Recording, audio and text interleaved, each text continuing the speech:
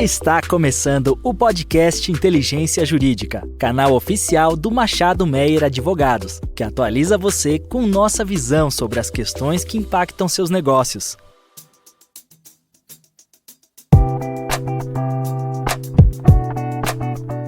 Olá, bem-vindos ao portal Inteligência Jurídica do escritório Machado Meyer Advogados. Sou Eduardo Ferreira, sócio da área ambiental do Machado Meyer e tenho o prazer de apresentar mais um episódio da nossa série especial sobre transição energética e COP30. Está comigo para apresentar este episódio minha querida sócia e parceira na área ambiental, Roberta Danevon Leonhardt. Olá, Eduardo, é um prazer estarmos aqui mais uma vez. Roberto e eu temos o prazer de receber para tratar do tema Yuri Marinho, que é um ex-integrante aqui do Machado Meyer. Yuri é sócio-diretor na Econ Soluções Ambientais, que tem mais de 20 anos de experiência na área ambiental. Yuri fundou a Econ em 2014 e a empresa se tornou uma das principais referências de consultoria ambiental no Brasil. Mestre em Direito Ambiental pela USP, Yuri também é consultor da Waterloo Global Science Initiative, no Canadá, e Fellow do Kindship Conservation Fellowship Program nos Estados Unidos. É professor e palestrante em instituições brasileiras e estrangeiras com vasta experiência em ações de sustentabilidade e no mercado de carbono. Yuri, obrigado novamente por aceitar o nosso convite. Eduardo, Roberta, muito bom estar com vocês aqui.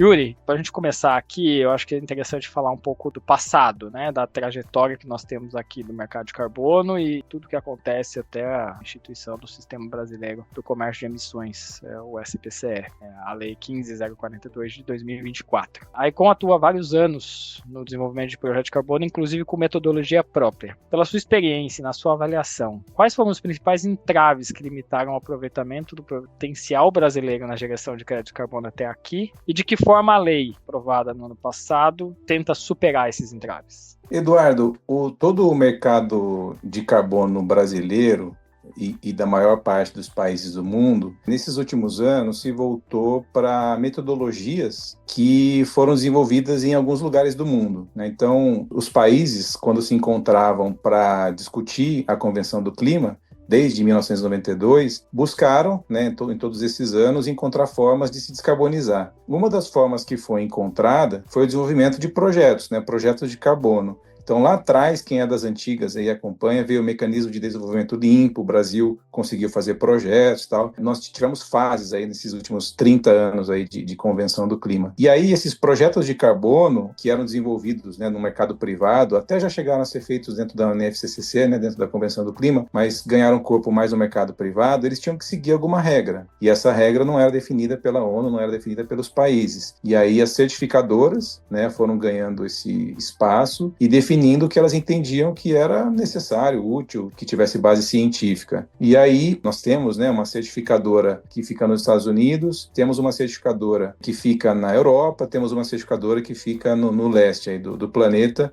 Essas três se destacaram, ganharam corpo, e aí os países aqui do Ocidente seguiram mais as diretrizes da Europa e Estados Unidos, e até para soluções baseadas na natureza, né, floresta, conservação, enfim, essas metodologias acabaram se encaixando, e para alguns outros setores da economia, e para alguns outros países, principalmente no leste, a certificação acabou sendo justamente lá no leste, no oriente, enfim, do planeta. E aí o Brasil seguiu em grande parte as diretrizes da Verra, né, que é justamente a certificadora americana, não só o Brasil, como outros países, logicamente. E aí o que acontecia? Né, você buscava as metodologias para entender o que é mais aplicável ao projeto que você quer fazer, aos objetivos que você quer fazer para a descarbonização, e depois desenvolvia o projeto. Aqui o nosso potencial no Brasil, em grande parte, é conservação. A gente tem mais de 60% do território ainda coberto por floresta. Na parte que não está coberta por floresta é a agricultura, né, em grande parte, somos um dos maiores produtores do agronegócio do mundo. E nós temos também muita área que está degradada, né? Alguma coisa aconteceu nessas áreas. Então, o Brasil tem potencial para conservação, agricultura e restauração. E nessas três áreas, né, em que está o nosso potencial de geração de créditos e desenvolvimento de projetos de carbono, a gente buscou sempre certificação nessa instituição americana. Só que, assim, imagine você criar uma regra que vale para o mundo inteiro. Essa regra ela não pode ser muito aprofundada, ela tem que ser o mais superficial possível para poder ser aplicável, por exemplo, no Brasil, que tem floresta e agricultura, mas também no Chile, que tem mineração, tem deserto, tem montanha, no Japão, na Alemanha, né, no Congo, no Canadá, imagina. Então, as metodologias, elas tinham, né, e natural que tivessem, uma superficialidade para várias das questões ambientais e dos atributos ambientais. Ao mesmo tempo em que elas tinham uma certa rigidez para algumas questões que para o Brasil, por exemplo, é muito difícil. Então, o Brasil é um dos países que mais tem restrição ambiental, proteção ambiental, né? Tem unidade de conservação, área de preservação permanente, reserva legal e várias outras definições que nos outros países não existem. Então, no momento em que as metodologias tinham que ser aplicadas aqui no Brasil, nós acabávamos sendo penalizados, entre aspas, pelos atributos e pelos institutos que nós criamos aqui. E isso limitou nosso potencial de geração. Ainda conseguimos ser um dos países de destaque para desenvolvimento de projeto, mas a nossa legislação, curiosamente, trouxe esse efeito negativo porque a gente já protegia muitas das coisas aqui no Brasil. Então, a aplicação de metodologias estrangeiras no Brasil trouxe um alto custo, trouxe uma certa morosidade e trouxe uma certa perda. Mas, ainda assim, o Brasil conseguiu desenvolver bons projetos, se tornou um dos principais emissores de créditos aí. Com a publicação da lei, no ano passado, que criou o SBCE e busca regular o nosso mercado, tem ali uma previsão de que as metodologias têm que ser reconhecidas, né, nacionalmente pelo órgão gestor do sistema, e isso obriga, então, aqui, né, o Brasil, né, é uma legislação nacional, né, então a gente criou uma obrigação para nós mesmos nesse sentido, de ter metodologias conhecidas pelo órgão gestor, e isso muda bastante as regras do jogo. E aí, a partir desse momento, a gente vê um grande esforço do governo, do setor privado, da academia, para entender, tá, legal, então que metodologias que nós vamos usar, como é que nós vamos fazer e quais são os próximos passos. E a Econ justamente estava nessa jornada, porque nós percebemos já há muitos anos, né, a primeira metodologia PSA Carbon Floor que a gente desenvolveu começou 7 anos atrás. Então a gente já percebia que a aplicação de metodologias estrangeiras trazia esses efeitos colaterais aí que eu mencionei e que a gente precisava de algo mais atrelado à nossa legislação, ao nosso cenário, aos nossos atributos e à nossa realidade. E aí depois, felizmente, também em 2021 veio a lei de pagamentos por serviços ambientais, ajudou muito nisso. Então essa jornada brasileira de desenvolvimento de projetos passa por esses estágios aí, né? E eu acho que a publicação da lei fortalece e também traz uma obrigação para a gente entender nacionalmente quais são as melhores regras para nós, quais são as melhores metodologias, só que um ponto de atenção, né? A gente não pode fazer isso e se fechar para o mundo. A gente tem que fazer isso e apresentar soluções e metodologias, mas que deem liquidez para os nossos créditos e que permitam uma transação com outros países, que inclusive é o objetivo do artigo 6º do Acordo de Paris, né?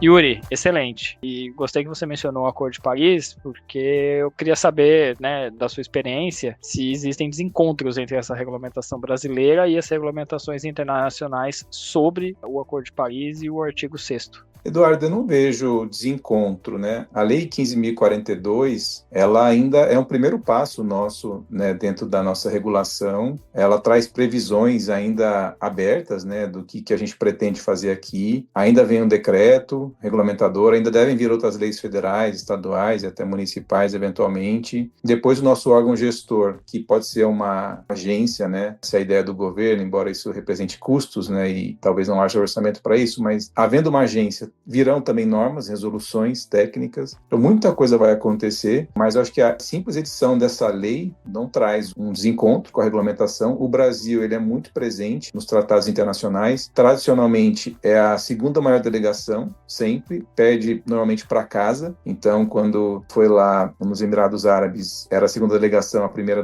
era dos Emirados. Foi a mesma coisa na França, em vários países. Então, assim, a nossa delegação ela é sempre muito presente, vai preparada. E aqui o Brasil já tem outras normas também, né, federais e estaduais, que tratam de clima. Nunca houve necessariamente um desencontro. Eu acho que o que pode acontecer, por exemplo, não estaria relacionado ao Acordo de Paris, mas sim às nossas NDCs. Então, quando o Brasil diz que ele vai reduzir desmatamento, quando diz que vai fazer determinadas reduções, descarbonização no transporte, coisa do tipo, se a gente faz um projeto de carbono baseado em desmatamento e converte isso em crédito de carbono, como é que isso fica se a gente, como país, se comprometeu a reduzir desmatamento, como um compromisso brasileiro? Eu acho que nesse momento a gente pode ter determinados conflitos, questionamentos, mas isso não é Acordo de Paris, né? E aí, lá no artigo 6º do Acordo de Paris, onde se prevê um comércio internacional, né, onde se prevê que os países podem exportar crédito para fazer o acordo mútuo aí de compensações, se a metodologia é reconhecida, né, pelos dois países, a transação pode ocorrer, mas o desafio é esse, assim, qual que é a sua NDC, quais são os seus compromissos, quais são os ajustes correspondentes que você fez para que o crédito que você está exportando para mim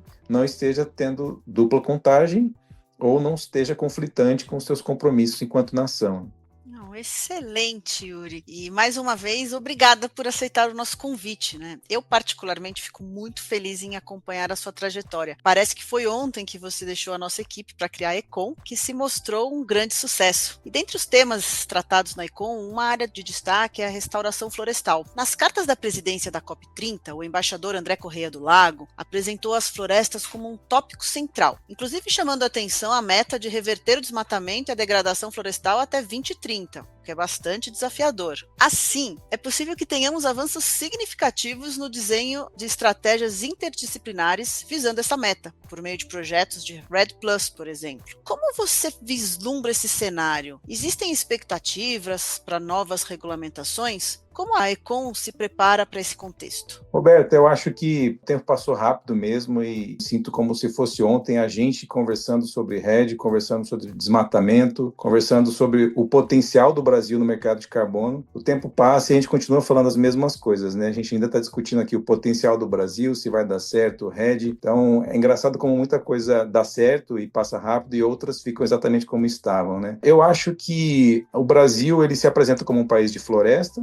ele quis que fosse Belém, a cidade da COP, não ofereceu São Paulo, não ofereceu Rio de Janeiro. Eu acho isso uma estratégia, ao mesmo tempo, muito ousada e inteligente, mas também muito arriscada. Mas, assim, da minha perspectiva, e também tentando ser um brasileiro que quer muito ser brasileiro, Belém é perfeito, porque em Belém todo mundo vai perceber que a conservação nunca deu dinheiro. Em Belém a gente vai perceber que a força da floresta, a força da chuva e as restrições também, né, que trazem para o nosso estilo urbanizado, fazem com que a cidade seja daquele jeito que a gente vai encontrar lá. E se fosse uma cidade do petróleo, uma cidade do mercado financeiro, ou uma cidade de um outro segmento que a gente sabe que é mais pujante, seria um outro município, seria uma outra cidade, seriam outros hotéis, outras ruas. Então, acho que é legal a gente perceber a importância da floresta e como a discussão gira em torno da floresta, mas o que a floresta traz para a gente de restrições também, né? Então, normalmente no mundo, onde há floresta, você tem subdesenvolvimento.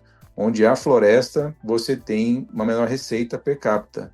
Mas onde tem a floresta, é onde os serviços ambientais estão sendo prestados e é o que viabiliza a agricultura, é o que viabiliza a água, a existência de água, a umidade, o controle de temperatura ali, é o que viabiliza o nosso modo de existir, né? Então, a biodiversidade e tantas outras coisas. É curioso como aquilo que permite nossa existência é o que dá menos dinheiro. E o André Correia do Lago, ele está querendo colocar a floresta como tópico central, o Ministério do Meio Ambiente também, o Ministério da Fazenda também, o governo federal como um todo. Agora, será que os países vão querer entrar nessa discussão, né? Porque a gente fez a mesma coisa no Azerbaijão ano passado, já se sabia que era o Brasil, tem ali o roadmap Baku to Belém, então já se sabia disso, lá em Dubai também já se sabia, mas é difícil engajar, é difícil colocar essa temática, né?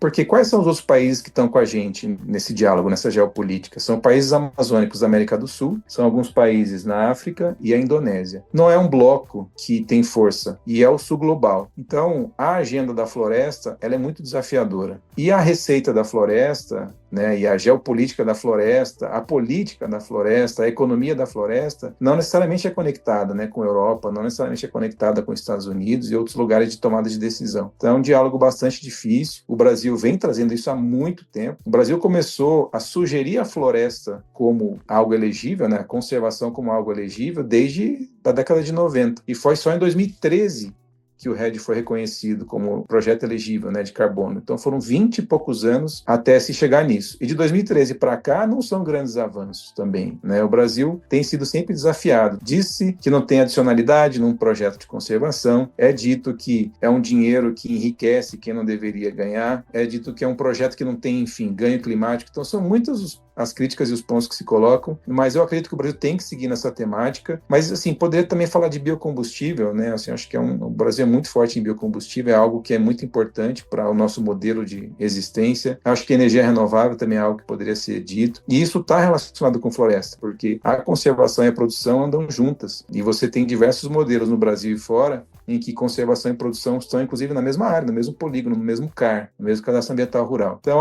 eu espero muito que a gente fale sobre RED. No passado, falava-se muito dos REDs privados, agora me parece que são os REDs jurisdicionais, né, que estão mais fortes. Todos os estados amazônicos praticamente fizeram acordos bilaterais e voluntários com instituições de certificação para a rede jurisdicional. Há, de fato, um raciocínio em cima disso, né? Você faz um projeto muito maior, você pode ter, de certa maneira, uma governança mais simples, as regras são as mesmas para todos aqueles que estão naquela jurisdição. Por outro lado, é uma gestão mais complexa, e se fica na mão do Estado, a gente precisa pensar se o Estado tem esse instrumento, né? Porque o mercado privado de rede, ele levou pelo menos 20 anos para se amadurecer e o privado anda muito mais rápido do que o público. Será que a gente consegue, no público, conseguir um avanço rápido, né, em estados tão grandes como os estados amazônicos? Então, acho que vale a pena uma parceria público-privada, vale a pena um esforço conjunto dos estados, da federação e do mercado, para que, se a gente vai avançar com rede jurisdicional, que não se prejudiquem os projetos pré-existentes privados, que os interesses do Estado, que é utilidade pública, interesse social, possam ser combinados com os interesses privados, que são escalabilidade, lucro, né, e velocidade. Então, que a gente consiga conciliar isso tudo e avançar nessa agenda que eu acho que é muito relevante, né? Então, o Brasil, é muito bom que a gente fale de floresta, esteja na floresta, mostre que a floresta não necessariamente enriquece,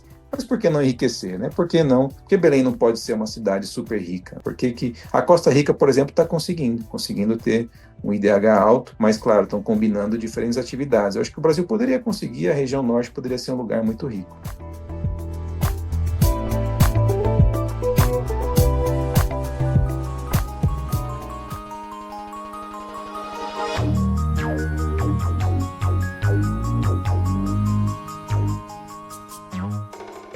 Você talvez deva se lembrar, eu sou uma otimista por natureza e eu tenho bastante esperança que a gente possa juntar aqui os ativos florestais a um melhor desenvolvimento da população, do local, sem dúvida nenhuma. A gente tem visto entre nossos clientes um interesse crescente, grandes players estudando e tentando viabilizar projetos que incluam o RED jurisdicional. Então, quem sabe com a nova regulamentação, ela ainda precisa, né, de uns novos passos, mas quem sabe a gente consegue transformar essa expectativa em realidade. É isso, acho que o RED jurisdicional, se a gente ficar esperando o Estado, eventualmente seriam licitações, né, concorrências. A gente tem visto já movimentos de concessão de florestas, né, teve no Pará, Tocantins, enfim. Então, existem movimentos para se viabilizar a exploração sustentável, né, desses ativos pelo mercado. Se a gente puder fazer isso com o RED jurisdicional e se for bom para todo mundo, eu acho que é uma tremenda uma oportunidade, mas ao mesmo tempo eu acho que é importante o mercado, né, os atores, e aí estou falando de diferentes atores, né, então do sistema financeiro como todo, os bancos e os fundos, as desenvolvedoras e as empresas que querem compensar suas emissões,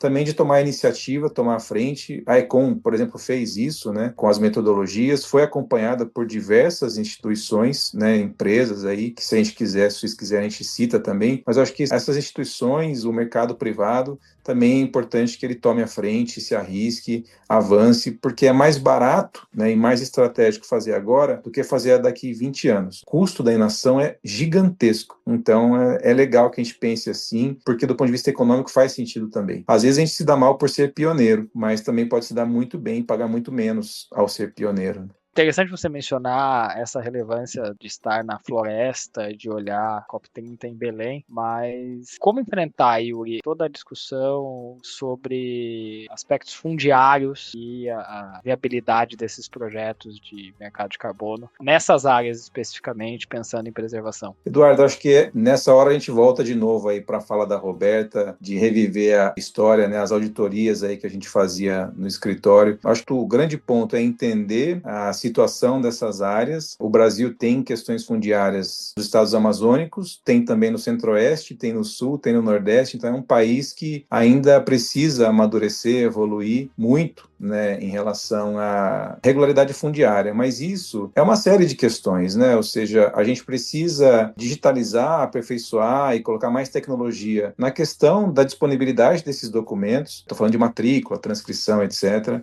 A parte de georreferenciamento, a gente andou até relativamente bem, o Brasil tem uma boa base para isso, um trabalho de polígonos, né, relativamente maduro no país, mas na parte de documentação, acho que a gente tem um trabalho a ser feito. Às vezes, uma área é considerada irregular só pelo fato de ter sobreposição no CAR, né, no Cadastro Ambiental Rural, a gente sabe que isso não necessariamente é uma irregularidade, pode ter tido uma declaração equivocada de alguém. Às vezes a gente tem uma área considerada irregular porque ela não foi passada para os herdeiros, né? O proprietário, a proprietária faleceu, não passou, não tem inventário. A área já pode ser considerada irregular, a depender de quem analisa. Então, assim, acho que é um ponto que a gente precisa amadurecer, dar velocidade, mas também, claro, tem também áreas que têm dupla titularidade, 2, 3, 4 matrículas emitidas na mesma área, é muito mais complexo. Então, eu penso que é uma questão que não é própria de uma região ou de outra. A gente sabe que acontece bastante nas florestas, mas acontece também em outros lugares. A gente precisa avançar nisso como país, mas não é restrito ao projeto de carbono. O Brasil consegue, por exemplo, produzir no agronegócio em áreas que estão em regularização.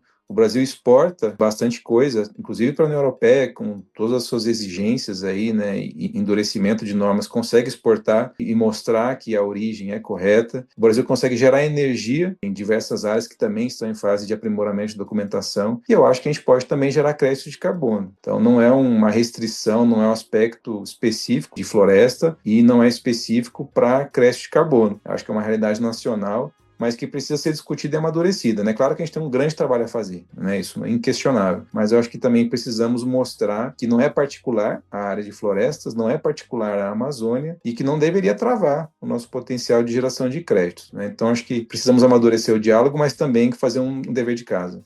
Yuri, acho que os desafios que a gente tem, acho que você comenta muito, né, do passado, na época de mecanismo ainda de desenvolvimento limpo, a gente faz referência ao passado, a gente ainda tem muitos desafios, mas certamente o Brasil avançou e tem um potencial enorme. Acho que a COP30 Brasil na floresta, né, em Belém, é uma oportunidade de protagonismo que nós temos que acompanhar de perto, e acho que esse é um tema que a gente poderia aqui passar horas debatendo, conversando, pensando em desafios, em formas de alavancar esse mercado e as ações concretas de preservação no Brasil. Mas nós temos que encerrar, infelizmente. Então, primeiro agradecer a todos os nossos ouvintes que ficaram aqui até o final. Yuri, de novo, muito obrigado por trazer a sua experiência, apresentar em tantos detalhes o mercado de carbono, o desenvolvimento desse mercado no Brasil e as ações da sua experiência, né, e da Econ na preservação ambiental. Eduardo, Roberta, também agradeço muito a oportunidade de estar aqui com vocês. Espero que os ouvintes aproveitem. Espero que a gente possa, junto como país, evoluir nesse mercado, né, que é uma das grandes oportunidades do Brasil e precisa muito do trabalho de escritório de advocacia, de desenvolvedores de carbono, de especialistas, de pesquisadores, de governo, todo mundo junto. Tenho certeza que vai fazer um bom trabalho. Obrigada, Yuri, mais uma vez pela presença, pelos comentários, pela expertise aqui para o nosso Inteligência Jurídica. Nos encontramos pela última vez na COP28, na opulência de Dubai, e espero lhe reencontrar, então, na beleza de Belém, na COP30.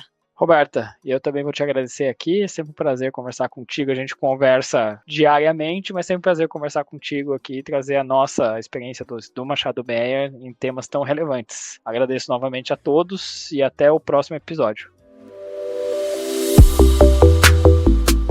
Você ouviu mais um episódio do podcast Inteligência Jurídica. Além de favoritar e compartilhar, agora você pode participar da nossa caixinha de perguntas e enquetes aqui no Spotify. Ouvir você é fundamental para continuarmos aprimorando nossos conteúdos.